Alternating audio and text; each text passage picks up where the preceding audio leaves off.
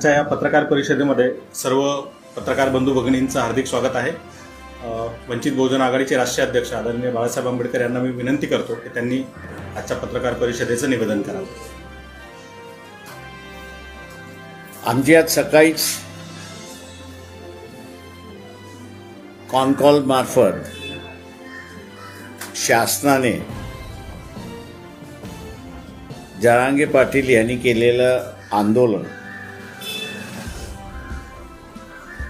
आणि आत्ता ते बसलेले उपोषण याला असं इग्नोर करण्याचा निर्णय घेतलाय असं त्या ठिकाणी दिसतंय।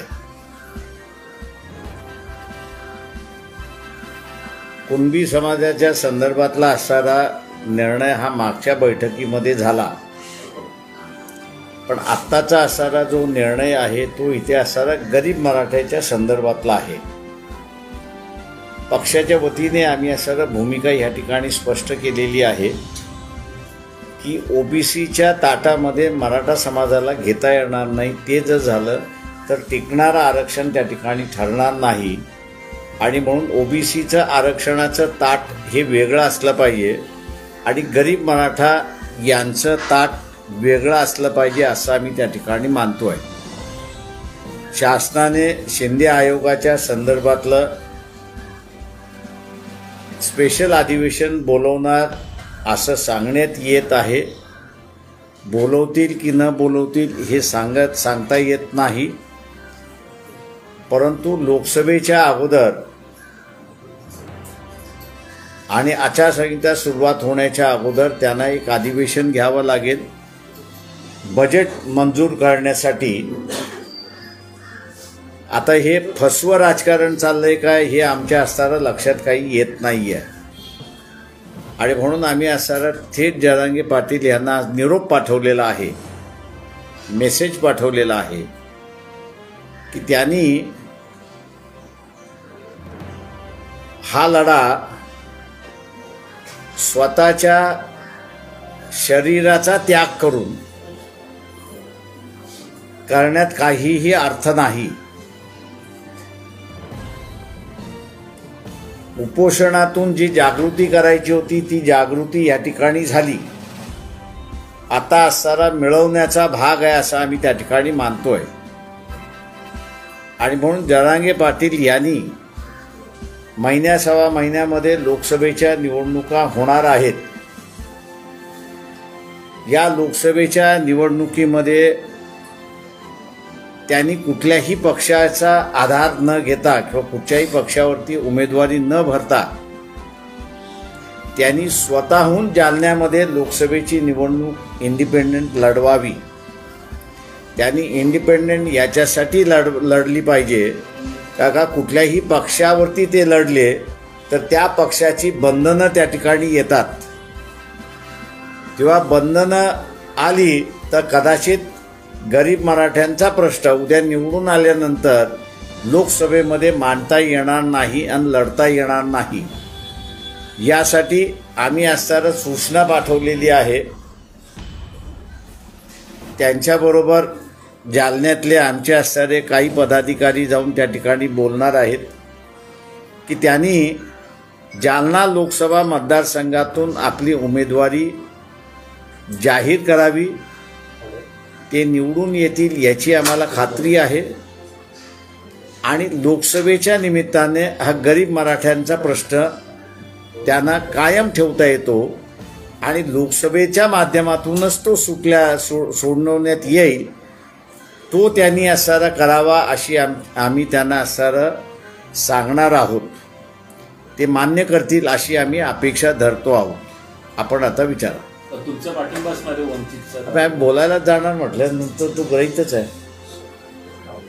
आज कॅबिनेट मीटिंग होणार आहे पण त्याच्यामध्ये तुम्ही असं म्हणताय की आज त्यांनी सुद्धा महाराष्ट्र बंद पुकारलेला आहे आणि 16 तारखेला अधिवेशन म्हणून अपेक्षित होतं, आता ते 20 तारखेला होणार आहे। त्याच्यामुळे गेल्या वेळेस ज्यावेळेस महिन्यापूर्वी उपोषण झालं त्यावेळेस सरकार सिरियसली घेत होतं, आता सिरियसली घेत नाही असं तुम्हाला म्हणायचं? हो, कारण का आता सिरियसली सरकार घेत नाही असं माझं एकंदरीत निदर्शनास आलेलं आहे। आतापर्यंत ज्या 4-5 दिवसात त्यांची प्रकृती खालावते जसं मागे आपण बघितलेलं की अनेक लोक जात होते भेटत किंवा चर्चा करत होते, या 4-5 दिवसात असं काही होतं नाही. ते म्हणूनच म्हटलं ना की शासनाने त्यांना इग्नोर केलेलं दिसतंय असं मला त्या ठिकाणी वाटतंय. तेव्हा इश्यू हा इग्नोर करण्यासारखा आहे असं मी त्या ठिकाणी मानत नाही. गरीब मराठ्यांचा प्रश्न हा तसा महत्त्वपूर्ण प्रश्न आहे. शासनाने मध्यंतरी कुणबीच्या संदर्भातला GR काढला, आपण पाहिला. गरीब मराठ्यांच्या संदर्भातला असणारा शिंदे कमिटीमार्फत काहीतरी आम्ही करतो असं ते सांगतायत. आता काय नेमकं करणार याची असणारी कोणालाच कल्पना ते देत नाहीत. लोकसभा निघून गेली तर मग या प्रश्न पुन्हा दुर्लक्षित होईल आणि गेल्या 80 पासून हा जो प्रश्न आयरनीवरती येतोय आणि प्रत्येक वेळेस त्याला असणारा इथे निजामी मराठी जे आहेत सत्तेवरती राहिलेले यांनी डावललेला आहे. पुन्हा ते असणारं वाट बघतायत की लोकसभा निवडणूक झाली की आणि विधानसभेच्या निवडणुका झाल्या की मग आपल्याला पुन्हा हा प्रश्न त्या ठिकाणी डावलता येतोय. हा प्रश्न पुन्हा डावलला जाऊ नये म्हणून आम्ही असणारा जरांगे पाटलांकडे निरोप पाठवलेला आहे की त्यांनी लोकसभेमधली आपली उमेदवारी जाहीर करावी. काय रिप्लाय आला सर त्यांचा, काय म्हणतात? आला की आम्ही सांगतो, आपल्याला अजून आलेलं नाही.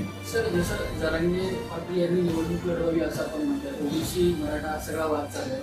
आज ओबीसी जे काही लिडर्स आहेत ते आता एक स्वतःची पॉलिटिकल पार्टी फॉर्म करणार आहेत. त्याची आजच घोषणा होणार आहे, पत्रकार परिषद होणार आहे. कसं या सगळ्याकडे बघतात?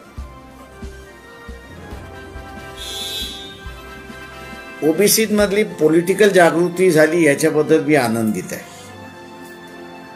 आणि आत्ता माझ्या अंदाजानं खऱ्या अर्थाने लोकशाही सुरुवात झाली असं मी त्या ठिकाणी मानतो.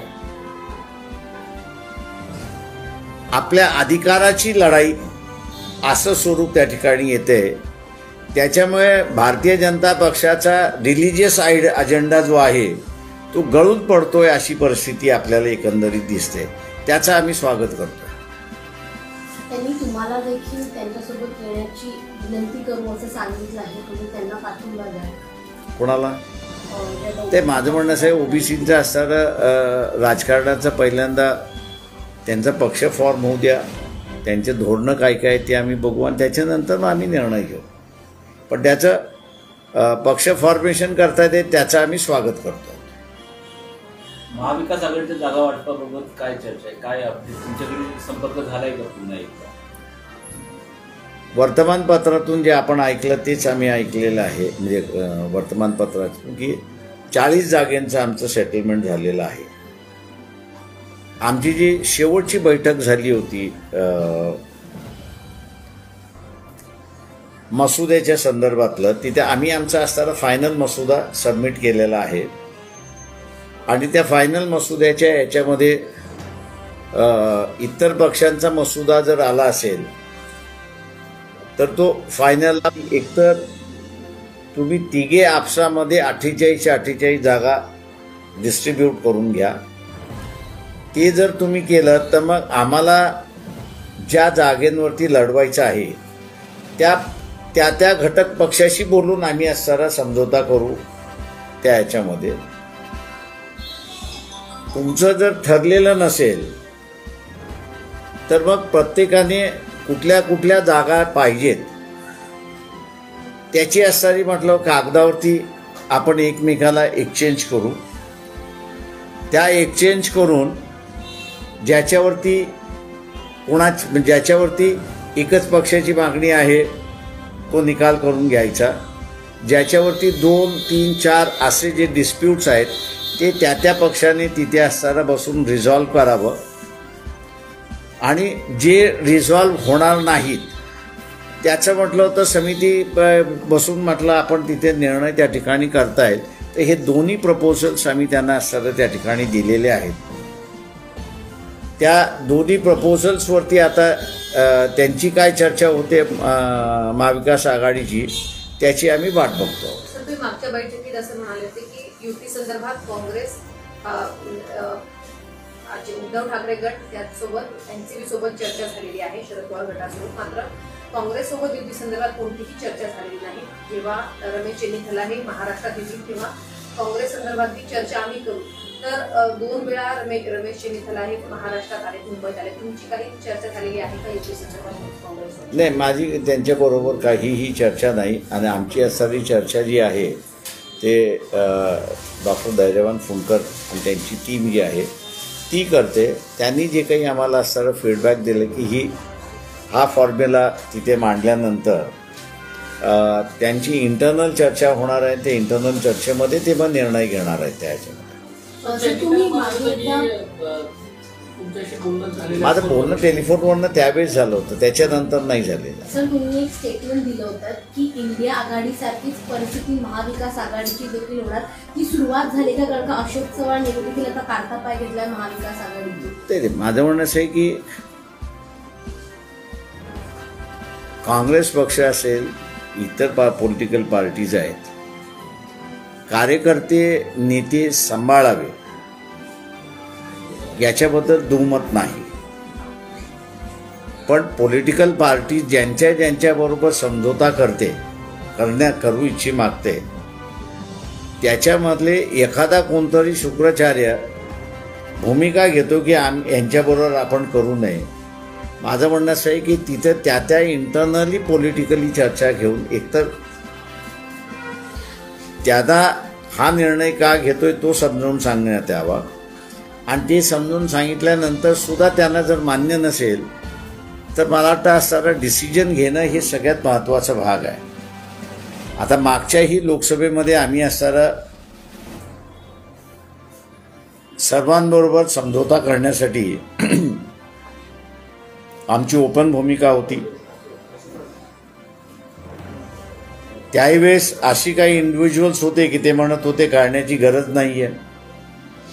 आणि आज आपल्याला दिसतंय की त्याच्यापैकी काही जण जे आहेत ते BJPच्या गळाला लागलेले आहेत असं दिसतंय. तर BJPने आपल्या पक्षामध्ये काही माणसं प्लांट केलेली आहेत का याचा सुद्धा राजकीय पक्षाने विचार करावा, हा महत्त्वाचा आहे. सर, काल अशोक चव्हाण भाजपमध्ये गेले, अजूनही काही काँग्रेसचे लोक आमदार जाण्याची शक्यता आहे, काय वाटतं? हवेमध्ये तर चर्चा आहे की अनेक जण जातील असं. माझं सरळ म्हणणं असं आहे की मी अगोदरच इथल्या पॉलिटिकल सिस्टमला वॉर्न केलं होतं की नरेंद्र मोदी हे रिंग मास्टर आहेत. जे इन्क्वायरी खाली आहेत आणि जे इन्क्वायरी खाली येऊ शकतात करप्शनच्या चार्जेस खाली, मोदींना ज्यांना नाचवायचं आहे एकतर ते नाचायला तयार होतील किंवा नाचायचं नसेल तर ते BJPमध्ये सहसा सरळ निघून जातील. शरद पवार यांच्या गटाच्या आमदारांसंदर्भात उद्या निर्णय लागणार आहे पात्रतेसंदर्भात. आणि आज अशी चर्चा सुरू आहे की काँग्रेस आणि शरद पवार गट हे विलीन होतील काँग्रेसने जसा प्रस्ताव दिला अशा पद्धतीची माहिती येते शरद पवार. मला माहित नाही सर, तुम्ही माझ्याशी कोणी या गोष्टी शेअर केलेल्या नाही. आता मी ज्योतिषी अजून झालेलो नाही. सर,